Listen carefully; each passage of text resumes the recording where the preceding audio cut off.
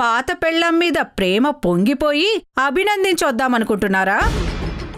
నువ్వు కాస్త నోరు మూస్తావా? నా నుంచి విడిపోయి నా కళ్ళ ముందే అలా గెలుస్తూ ఉంటే నాకు అస్సలు నచ్చడం లేదు.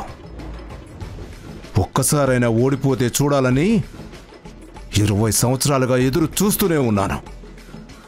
కానీ ఒక్కసారి కూడా అది ఓడిపోవడం లేదు. అసలు ఆ కృష్ణమ్మ ఓడిపోదేమో అనిపిస్తుంది రమ్య. అలా ఎందుకు అనుకుంటారు? కాలం ఎప్పుడూ ఒకేలా ఉంటుందా ఏంటి? ఆ కృష్ణమ్మని తలకిందులు చేసేవారు ఎవరో ఒకరు వచ్చి తీరుతారు.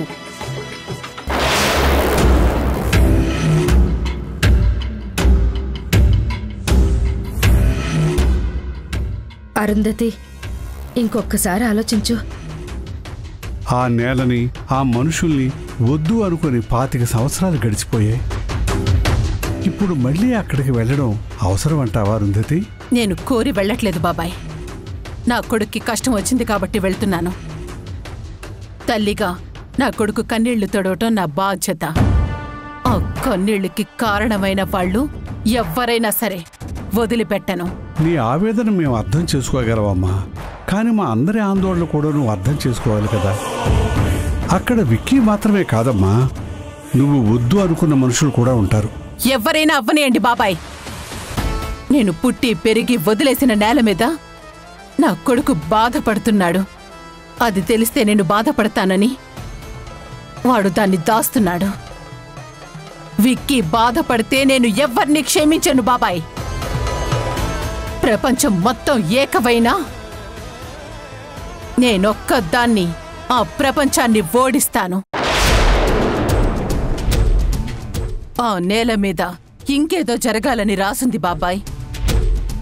అదేంటో తేల్చుకొని మళ్ళీ రాజస్థాన్ వస్తాను.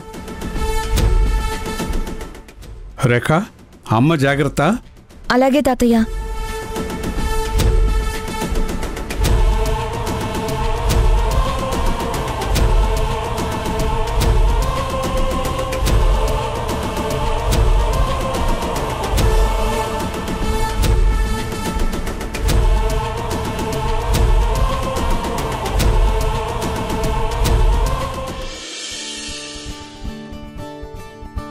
చిన్నక్క, కొంచెం మెల్లగా వెళ్ళవా?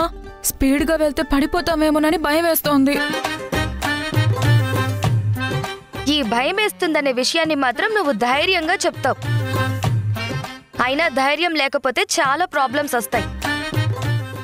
అందుకే భయం వేసే పనిని ముందు చేసేయాలి. ఇంట్లో అందరూ ఎప్పుడూ ఇదే మాట చెప్తారు. నా పొజిషన్లో ఉంటే తెలుస్తుంది భయపడ్డం ఎంత భయంకరంగా ఉంటుందో. నువ్వు మారవ్.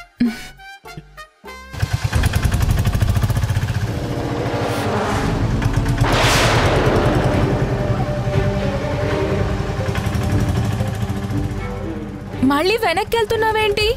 నిన్నే చిన్నక్క.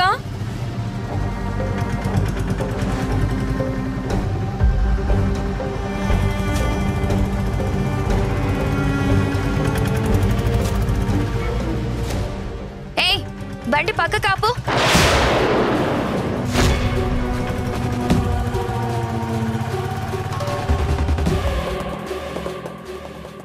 ఏ అంటున్నావేంటి?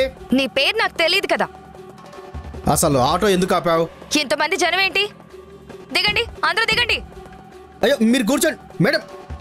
ఎక్కించిన వాళ్ళని దింపేస్తావేంటి? రూల్స్ కి విరుద్ధంగా ఇంతమందిని ఎక్కించకూడదని తెలీదా నీకు? అదేంటి, డిమాండ్ ఉంటే ఎక్కించుకోరా? వెనకాల కూర్చున్న అమ్మాయి ఇబ్బంది పడుతుంటే నీకు కనిపించట్లేదా?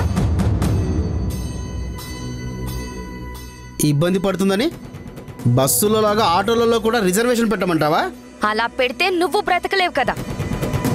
అయినా ఆడపిల్ల ఉన్నప్పుడు ఇబ్బంది పడకుండా తీసుకెళ్లాలన్న ఇంగిత జ్ఞానం కూడా లేదా నీకు? ఏయ్, ఏంటి ఎక్కువ మాట్లాడుతున్నావు? అంత ఇబ్బందిగా ఉంటే దిగిపోమను. అయినా నేనేం ఎక్కమనలేదు. నేనెక్కే ముందే అడిగానక్క. ఏం లేదమ్మా, నలుగురిని ఎక్కించుకుంటాను అన్నాడు. తీరా ఎక్కాక ఒక్క సీట్లోనే 5 మందిని కుక్కాడు. అడిగితే ఏం పర్లేదు కూర్చో అన్నాడు. దిగిపోతే కాలేజీకి లేట్ అయిపోతుందని తప్పక కూర్చున్నాను. చూసావా, తప్పంతా నీదే. ఒక 4 మగాళ్ళని దించేసి ఈ అమ్మాయిని సేఫ్గా తీసుకెళ్ళు. అదేం కుదరదు. కుదరాలి. ఈ ఆటోలో ఇంతమంది కూర్చోడానికి రూల్స్ ఒప్పుకోవు. ఏంటి రూల్స్ మాట్లాడుతున్నావేంటి? నువ్వేమన్నా ఆర్టీఓవా పోలీసువా? కాబోయే పోలీస్ ఆఫీసర్ని. అసలు ఈ పాటికే పోలీస్ అయ్యుంటే నీ ఆటోని ఇప్పుడే సీజ్ చేసి స్టేషన్కి రమ్మనేదాన్ని.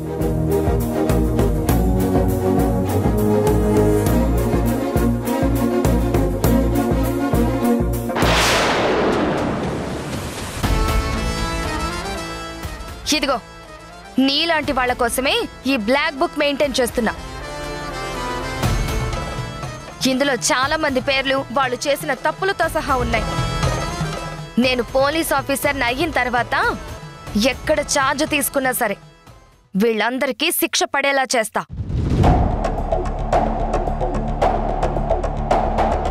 చెప్పు, ఇందులో నీ పేరు కూడా రాయమంటావా? ఏంటి భయపెడుతున్నావా? చిన్నక్క భయపడుతున్నాడు. ఇవి బాగా తెలుస్తాయి నీకు. చూడు ఆటో అన్నా, నువ్వు చేసింది తప్పు. ఈ బుక్కులో నీ పేరు ఎక్కించమంటావా? ఈ నలుగురిని దించి ఆ అమ్మాయిని తీసుకెళ్తావా? ఇంతమందిని ఎక్కించుకోవడం తప్పే కదనా? ఆ అమ్మాయి మాట్లాడింది కరెక్టే కదా. ఈ బుక్కులు, కేసులు, సెక్షన్లు ఎవడు పడతాడు? మనకు అవసరమా? తమ్ములు, మీరు వేరే ఆటో చూసుకోండి. వదిలేశాను కదా మహాతల్లి, మీరు జరిగితే నేను వెళ్తాను. నీ ఫోన్ ఇలా ఇవ్వమ్మా.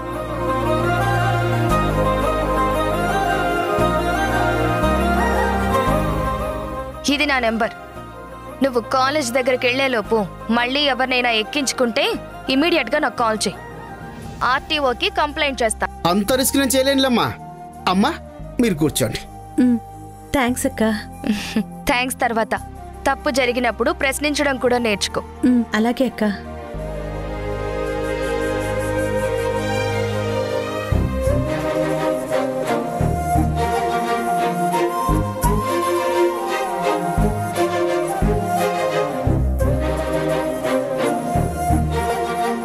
అలా చూడక్కర్లేదు, పద.